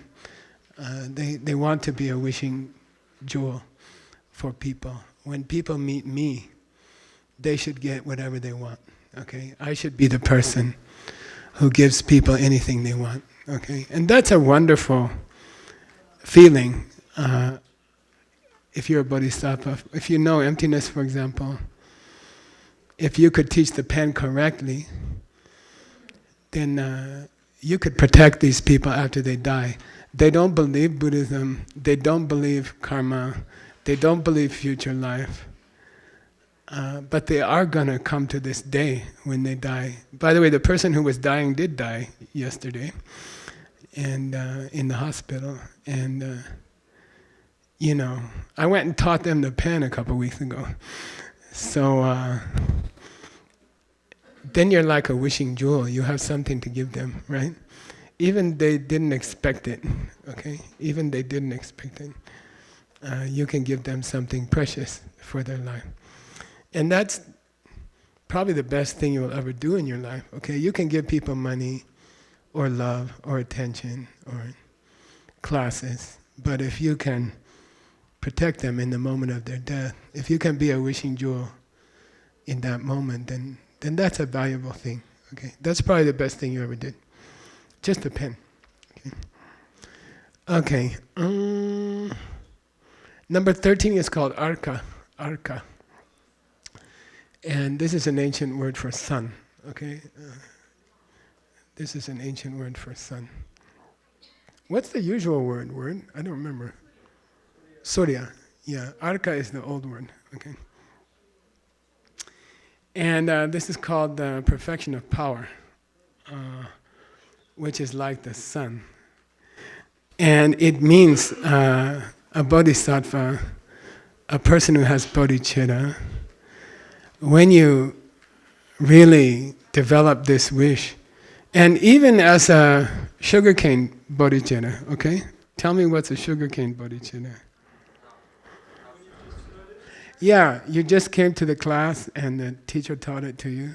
That's sugarcane skin. Then if you go home, think about it in the car, think about it in the airplane pretty deeply.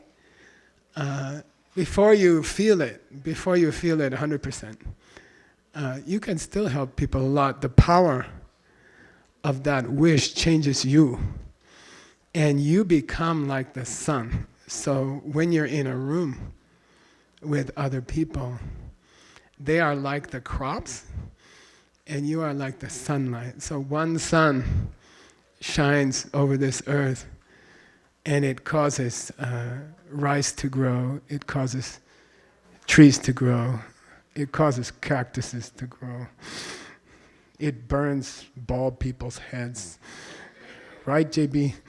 And it's powerful, okay? So if you have bodhicitta and you're just in a room with somebody, you are helping them to grow because you are like the sun, you are arka. You are like the sun, and you are inspiring them, you are pushing them to grow. You can't spend time in a room with a person whose main job in life is to help the whole universe, and it doesn't change you. You see, if you stand near the sun, something's going to change inside you, okay? So if you have bodhicitta, you have this powerful effect on other people. So arka is a topki parchin, okay? The perfection of power, okay? Just by your presence, you inspire people, you change them. They grow by being around you, okay? Cool, Ma? All right.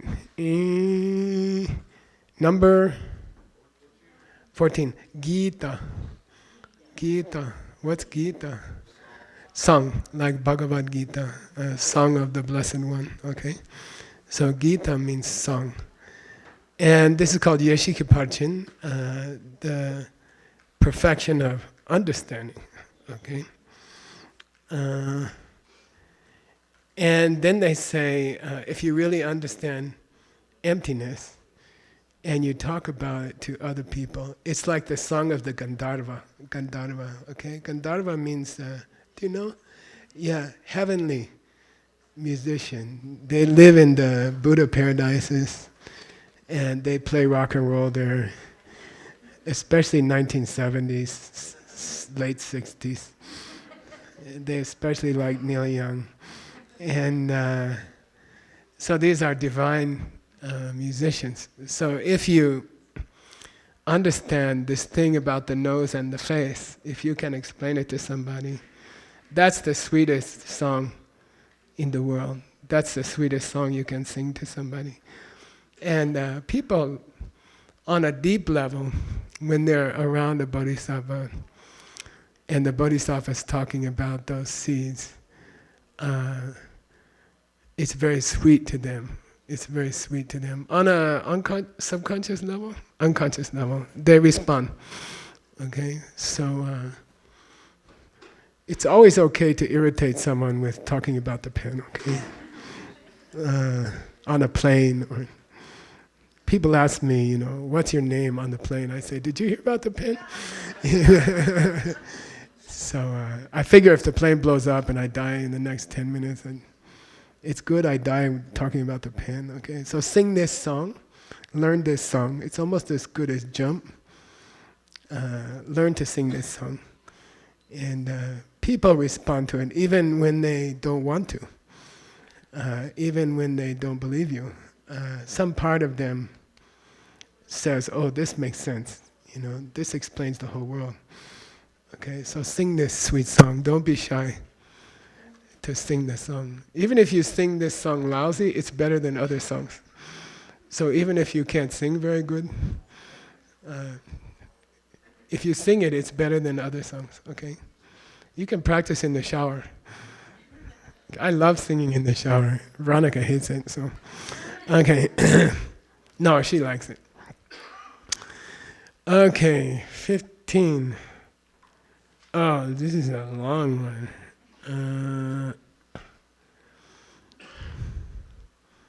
Let me see here. It has maybe 7. It has 7 different parts. Okay, say Nirpa. Nirpa. It means king. Okay, Nirpa. Nur is the ancient word for man, and it became used in capital T, the man. So, yeah, Naropa. Yeah, Naropa got the name Naropa from his teacher. That's a long story. If you want to know, talk to Hassel. I can't talk about it in public. But Nero, the Roman emperor Nero, that comes from Nur. That word comes from Nur. So Nirpa means king. And this refers to what we call Ngombershepa, Abhisnya, which means your power to know things that are hidden is like a king. And no one can stop you from anything you want to know. Okay? That's the meaning of Asanga's name, right? Togme. Nothing can stop your wisdom. Okay? Your understanding cuts through all things.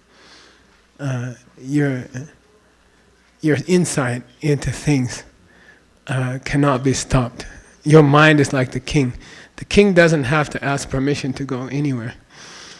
The king can walk into anybody's bedroom. Okay, this is the old-time king. Okay, king in India was not like president. Okay, the king can do any terrible thing, and people have to smile and say, "Sure." King says, "I want your breakfast." You're about to eat some cornflakes, and king's like, "I want that." In ancient India, the king owns everything, also the people. The king can say, "I like your daughter, she should come to the palace tomorrow," and so no one can refuse the king. And if you understand seeds, they can go anywhere. You see what I mean? Understanding of seeds can walk into the room of any beautiful or irritating object, okay, and explain it, okay? So it's unstoppable, okay? Your understanding of seeds is unstoppable. Any irritating person you meet, any goal you have to reach, this king can go there. No one can stop him. Okay? Cool? All right. That's 15, I think, right?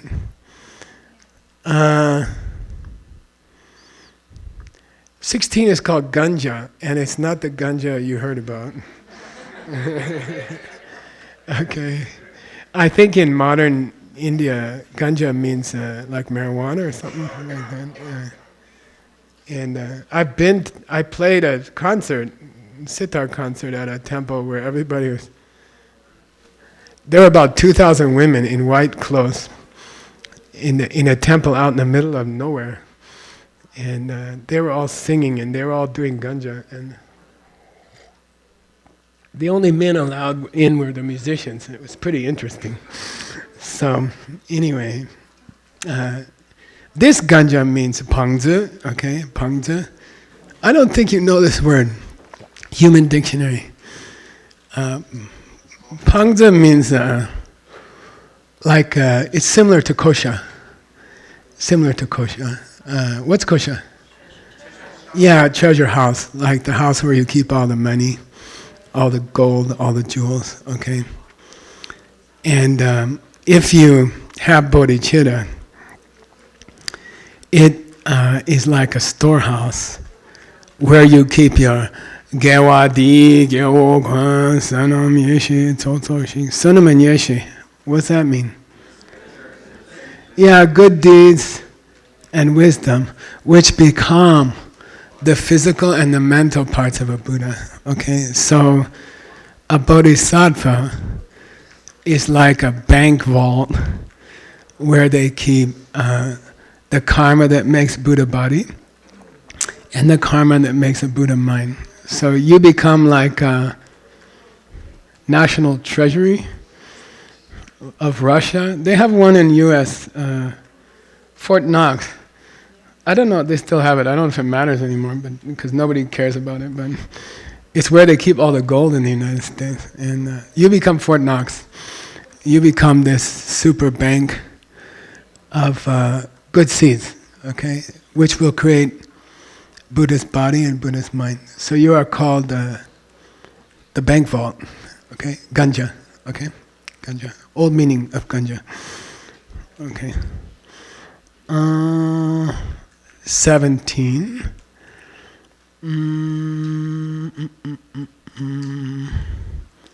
By the way, I'm using Tsongkapa's commentary, okay? And I'm not doing the whole thing. It's longer, but we don't have time. Number 17 is called Mahamarga. Mahamarga. Katrina. Yeah, the Great Path. Interstate Highway. Highway 10. Out here, okay? Mahamarga. Okay, Interstate Highway. That means there are 37 qualities that you will have when you are Buddha, and if you have them, you become a highway for other people. Other people can drive on you to go to enlightenment, okay? So you become the Buddha highway for the whole world, okay? And they drive on you to reach Buddhahood. These 37 qualities, someday we can do them slowly, but it's very nice. I think it's the best way to understand what's a Buddha. Not by the form or the bodies, but by the 37 qualities they have. Chanchok Sodun, okay? So once you have these beautiful qualities, which bodhisattvas are already collecting them. Bodhisattvas are already reaching some of them in a lower way. Then as you are reaching these different qualities of a Buddha, you become a highway. You become a way to help other people. And people can drive on you. Sometimes if you're a bodhisattva, it feels like people are driving on you. Okay. But you're happy. Drive on me, it's okay. You get to Buddhahood, I'll be the road. Okay. All right, that's 17. Tibetans have funny corruption words for modern words that they don't have in their language. So, like for radio, they tried, the government tried to say lungtin, which is wind letter, wind message. For typewriter, they tried to do, for computer, they tried zudnum chakpar, which means finger pressing iron picture. My friend was on the committee to choose the words. They all completely failed. You know, they call computer, and radio. And why did I talk about that? Oh, I didn't know what's the Tibetan word for asphalt. This black road covering that we put here. I was bragging to Geshe how much money we spent on the asphalt, which was almost $1 million. And we still need 700,000. We didn't even ask yesterday because we didn't want you to have a heart attack. Anyway, I said, what's your new word for asphalt? He said, alakati. You got real alakati on your road, you know. So you can be the alakati for the whole world. Okay, they can drive on you. They can use you to get enlightened, okay? That's number 17. Okay. You become alakati. Okay. 18. And it's interesting, 18, because it's yana. Yana. Vehicle, okay? Now, yana can also be, Shumba. Je Tsongkapa defines it as Shumba. If you spell it with a G word, it becomes young person. Like Jampel Shunu is the young aspect of Manjushri. But if you spell it with a B, Bajuno, it means something you ride, like a horse or a donkey. Okay, that's called Shumba. So again, number 18 is Yana. And this is the yana in Mahayana, Hinayana, okay? And it means people could ride you. And so how is it different from the last one? The last one was you can become alakati, that people can ride on to get the 37 qualities of a Buddha. 18 means your only motivation, your whole life, is to help other people. So it refers to your love. It refers to, specifically Ningje, karuna. Okay, how much love do you have? Karuna comes from, in Russian, there's the word krish. Что значит krisha? Krisha. Yeah, like roof or cover. And so karuna, this, Russian is much closer to Sanskrit, so also the word for hood of an automobile is krisha. And it means cover, meaning you protect people. Okay, so karuna, compassion, is number 18. Okay, and that's the yana. Okay, you are a horse for the whole world because you just love them and you want to take care of them, and that's your only motivation, all the time. Okay. So Nancy, best friend, right, for many years in New York, is Michael Wick, who also helped the Dharma in New York for, 40 years. And he had a car, so not everybody in New York has a car. You don't need a car in New York. A car is a big hassle. Nancy has to get up at 4 o'clock every morning and move her car according to the parking regulations. If you don't want to pay more than your apartment for parking the car, then you have to move your car around. One day I ran out of gas moving the car. I couldn't find a parking spot. And anyway, Rinpoche had a nickname for Michael's car, which is Chibeta. Chibeta, it means a public horse, because he would always give you a ride, or he drove around every lama who ever visited New York City. He was the driver. He's extremely kind. He's really bodhisattva type. And he would always give you a ride. It didn't matter what time, didn't matter how far you had to go. So Rinpoche gave him a nickname, Public Horse, Chibeta. This led to the famous incident where he was looking for a parking space. I was with him in the car. And we found one. It's like finding a gold mine. And here's this big empty parking space, and he drives by.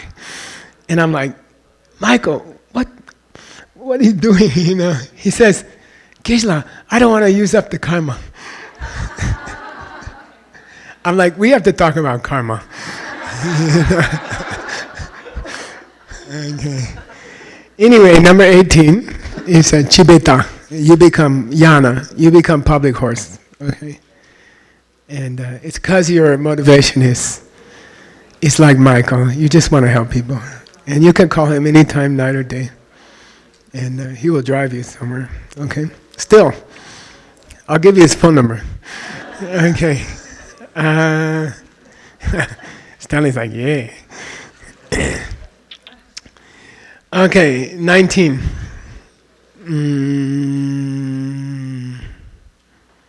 This one's long, I'm sorry, okay? Se prasravana udaka. Prasravana udaka. And it means, let me get this straight. It means, we have a spring up here. A spring means water comes naturally under the ground. Comes out. It's running right now. You should go see it. It doesn't run all the time. And it's very beautiful. And that's why they built this fort here. Because it's one of the only springs in southern Arizona where you can get free water. And it's a big deal. Somehow the mountain shape is like a bowl, and it collects all the water underground. And then it comes out here. And there was actually many wars here between people for the water. So it's running right now. It's a very beautiful experience in the desert to see it. So if you like, come up to the ranch house and spend some time by the spring. It's a very beautiful place to sit and meditate. It's very calming. Okay? Anyway, you'll never have time. And it means two qualities. Mijepe sung, say mijepe sung. If you meditate a lot and you practice a lot, there comes a time in your life where you remember precisely every teaching you ever had.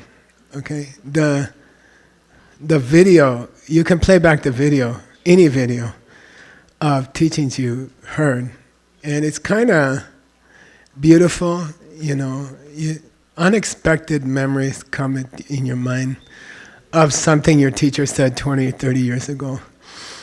And I always think of it as a synapse firing unexpectedly, like the electricity in the mind goes, and then you remember, somebody's student asks you, what's mijepe sung? And you go, and or words from Russian class in Princeton University in 1970.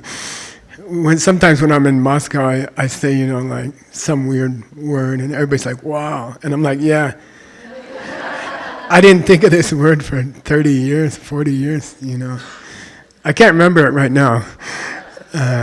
But sometimes it happens that words just come in your mind. And so if you have, sung means mantra, jo, and mijepa means never forget. So there comes a time in your meditation when you can access all the teachings you ever had. So even if you're going to sleep through a teaching, it's good to come. Okay? Because it's still recorded. And you can access the recording later on. Okay? Don't forget that skill we talk about. The ability to sit in class with your eyes open and sleep is very useful. Now, connected with that mijepe sung is togme chepe popa, which means the courage to explain the Dharma to other people without stopping. So our spring dries up half the year or most of the year. But if you have this power, this prasravana udaka, Uddaka means spring, right? Prasavana. It will keep coming out. Okay? And the emphasis in the metaphor is that when you meet a bodhisattva, there's water that came out. But in English we have an idiom, it means there's a lot more where that came from. There's a lot more where that came from. So the emphasis on this metaphor of you are like a spring for other people. The emphasis is there's a lot of teachings you're giving now to them. People can see your current teaching, but there's a lot more where that came from. Because of your Mijepesu. Because of your mantra, your sung can also mean like magic. You have this synapse magic, okay? So there's a lot more in the subconscious of a bodhisattva that they can share with you because they reach that level in meditation where the water will keep flowing. So this little tiny spring you see here at Diamond Mountain, which cost the lives of many people, this building we put the roof on, what do you call it nowadays? Ranch house. If you go there, there's windows like this. There's windows shaped like this. That was for shooting people. That house was built during the wars here. And so the spring you can see is a little water, but it's coming from an ocean underground. Okay? The whole mountain range here has a huge ocean of water underground. And so when you meet a bodhisattva, what they're teaching is like the spring, but it also refers to the underground water. There's an ocean behind it, okay? Because they remember everything they were taught before, okay? All right. What number are we on? I'm just checking to make sure you're awake. Yeah, 20, am I right?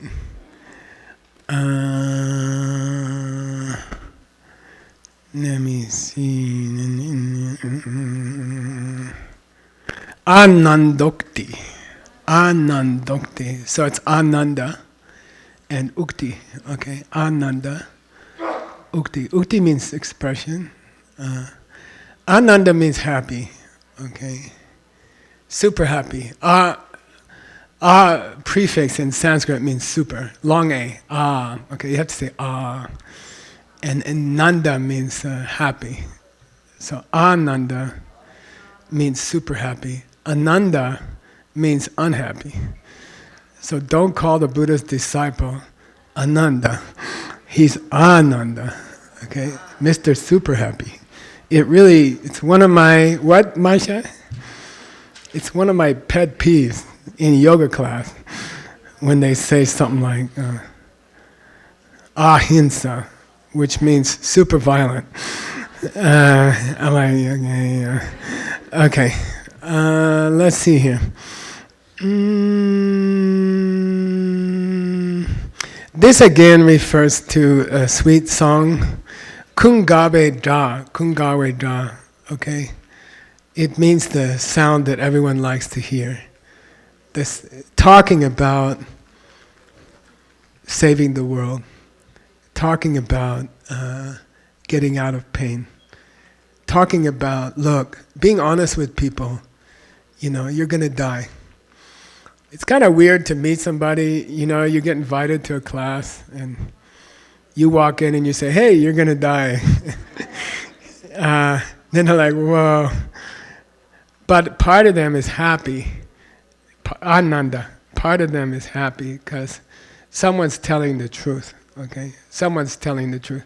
And people aren't stupid, After your grandmother dies and, your first aunt dies on you and your pet dog dies and then you get the picture. You're usually about 6 years old or something.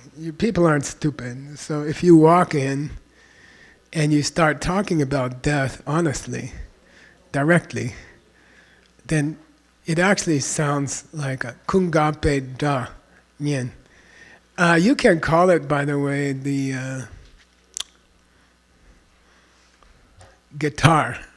Danyen can mean lute or a guitar. Okay, like that. Violin. Okay, a musical instrument. Okay, you can think of number 20 as like a musical instrument. Okay, and we have a joke. Okay, I'm just going to tell you so you can remember. Say Kunga Dundup. So Kunga means Ananda. Dundup means Siddhartha. Okay, Siddhartha. So Kunga means everybody loves him or her, and Siddhartha means achieves all goals, can achieve every goal. So sometimes in the monastery, a rich person comes to visit, and the monks have secret language to ask, do they have much money for the monastery? Okay, I'm sorry, it happens. And they'll say, is this person Ananda Siddhartha? And the people go, yeah. They say, okay, let's take good care of him. Okay, so Ananda means everyone likes it. Siddhartha means achieves all goals. That's Siddhartha's name. What does it mean? Money. Okay. So if we start talking about Ananda Siddhartha, you know what we're talking about. Okay. Of course, the way you ask a person for sponsorship, and it should be straightforward and honest, but you can still make jokes about it. It's okay. Okay, that's our lineage, right? Fun lineage. Okay. All right, 2 more to go. 21.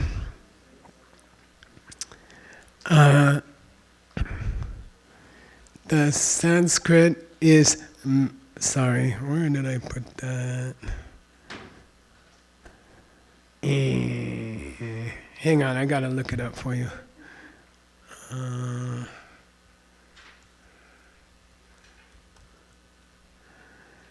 Nadi. Say nadi. Okay. Nadi means jing, like, what do you call it?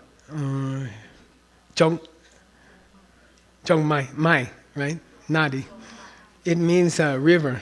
Okay, river. Okay. It means a river, nadi, but it can also mean a channel where the prana flows. Okay, nadi. Okay. And there's lots of rivers in the world that have the root nadi. I think Dnieper is one.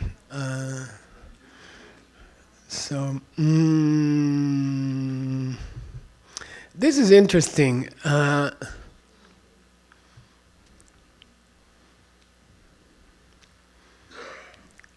Because it means all rivers go to the same ocean. It means all rivers go to the same ocean. And there's a very beautiful teaching, which we should do sometime when we don't have anything else to do. Which say, Tatuk, Tekpachik. Tatuk, Tekpachik. In the end, it's all one path. In the end, it's all one path. And that's a big debate in Prajnaparamita, okay? Topic number 4. Huge debate, you know. And there are tantric vows, high tantric vows, against criticizing other religions, okay? If you become a high Buddhist teacher, ACI teacher, we are still not allowed to criticize other religions in the world. Because they all flow to the same ocean.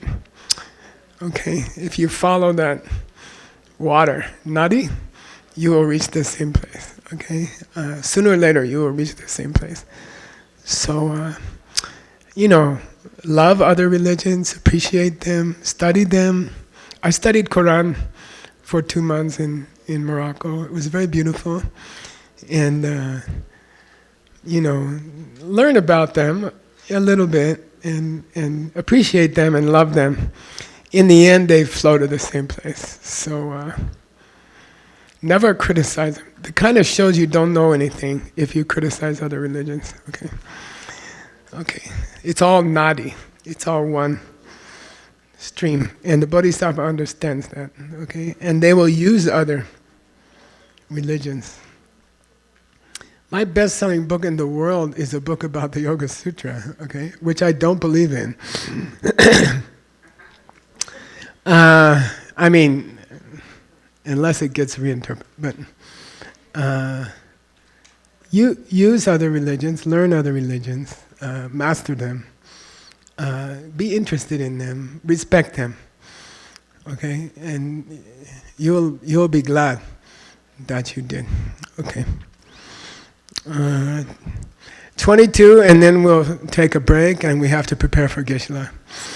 Number 22, Megha, which means cloud, a cloud in the sky. Okay, this is the Sanskrit. This is cool. When you become a bodhisattva, so in Buddhism, in ancient India, they believe that the gods drop the rain from the sky, you know.